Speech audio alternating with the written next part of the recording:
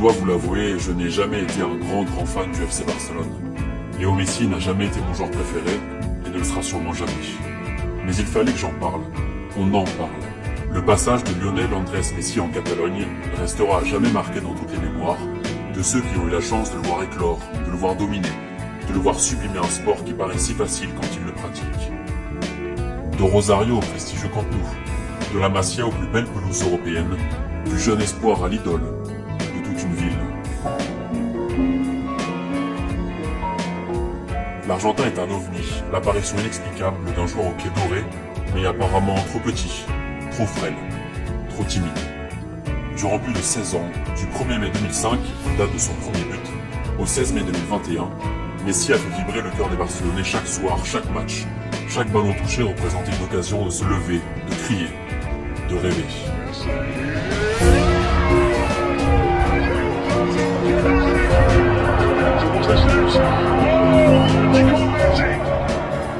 Léo Messi est le footballeur dans son sens le plus pur, dans le geste, l'instinct, l'audace, l'envie, le partage, le besoin constant d'aller de l'avant sur le terrain. Tous les soirs, la Pulga faisait en sorte que chaque fan de football, quel que soit leur âge ou leur club, redeviennent de simples enfants en le voyant jouer avec ce ballon avec qui il ne fait qu'un.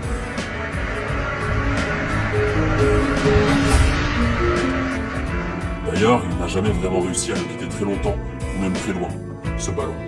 Maximum 50 cm, jamais trop loin du pied d'appui, jamais trop près du défenseur, jamais menaçant, mais toujours en mouvement.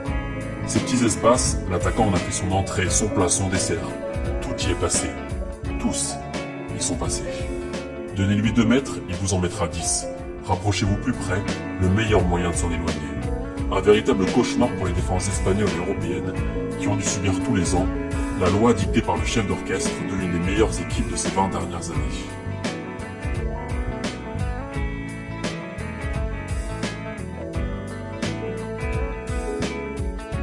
Déjà plus de 2 minutes et je n'ai pas encore utilisé un seul superlatif.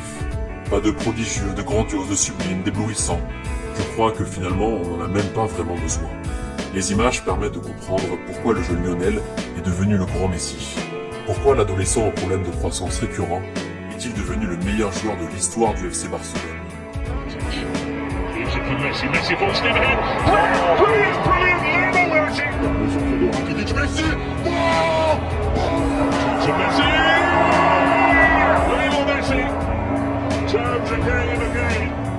Au-delà du talent inné et de cette patte gauche qu'on ne pourra jamais recroiser, l'Argentin avait ce truc en plus, cette façon d'utiliser au mieux son corps, ses qualités, ses défauts, pour en tirer le meilleur et devenir ce poison que tout le monde a redouté.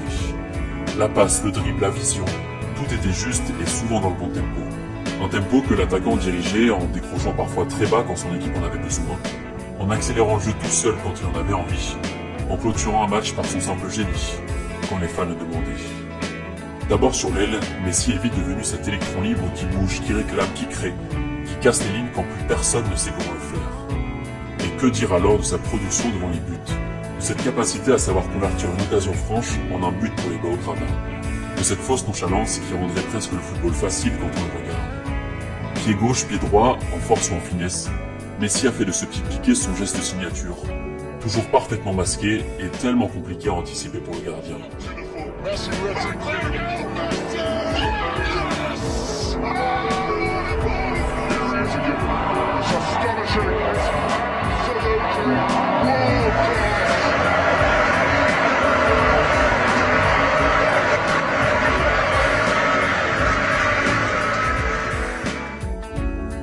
Pour les situations de jeu plus lointaines, il avait pris le soin d'acheter le meilleur balai possible pour nettoyer toutes les lucarnes.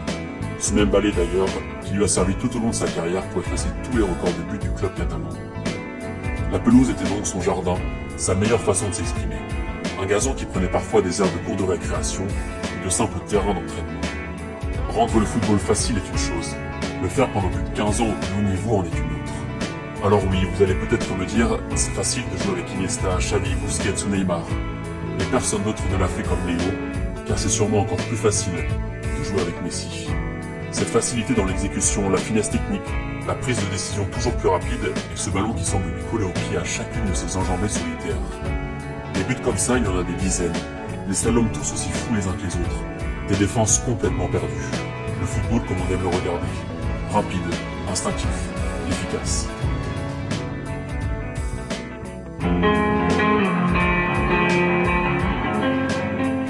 Comme Cristiano à Manchester ou au Real, des milliers d'enfants à travers le monde sont devenus supporters du Barça, car Messi jouait pour les couleurs du club.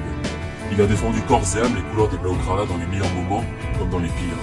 L'épopée de 2009, au cours de laquelle les Catalans ont littéralement tout gagné, les éliminations plus récentes lors des dernières Ligues des Champions. Pour la première fois capitaine en 2014, le club est petit à petit devenu le sien, suite au départ successif des autres légendes du club les années qui ont suivi. Son apport chiffré permet de se rendre compte. Son apport dans le jeu permet de comprendre. Comprendre pourquoi Lionel obligeait les fans de football à regarder n'importe quel match de Ligue des Champions sur TF1 à l'époque de ses débuts. Les grandes affiches contre le Milan, Manchester, le Real, Arsenal ou Chelsea. Il fallait regarder Messi jouer. Il fallait s'asseoir et profiter.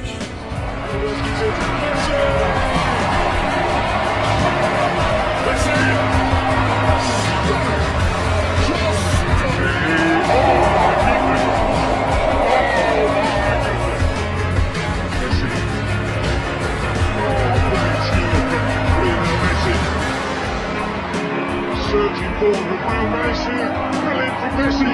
Oh, what a goal that is! La rencontre pouvait basculer à tout moment sur un coup d'accélération de l'Argentin, une fantaisie, un but d'anthologie qui faisait parler pendant des jours, des mois, voire même des années. Les stats ne représentent que la partie émergée de l'iceberg.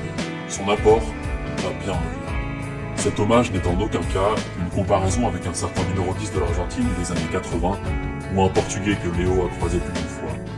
Non, cette vidéo est simplement la préface d'un futur conte de foot sur un artiste qui a chamboulé le football et ses prérequis physiques.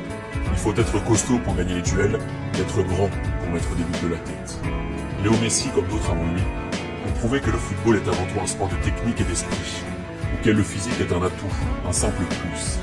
Un physique qui a d'ailleurs toujours tenu pour l'Argentin, lui qui n'a pas connu de très graves blessures l'empêchant de jouer pendant plus d'1 an, et qui tournait donc en moyenne à 50 matchs par saison, sans compter ses apparitions pour l'Albi Céleste. Un dévouement total pour un club qui lui a tout donné, et à qui Léo Messi a tout rendu. 10 fois vainqueur du championnat, 7 Coupes d'Espagne et surtout 4 Ligues des Champions, remportées successivement aux côtés de Thierry Henry et Samuel Eto'o, Pedro et David Villa, Neymar et Luis Suarez.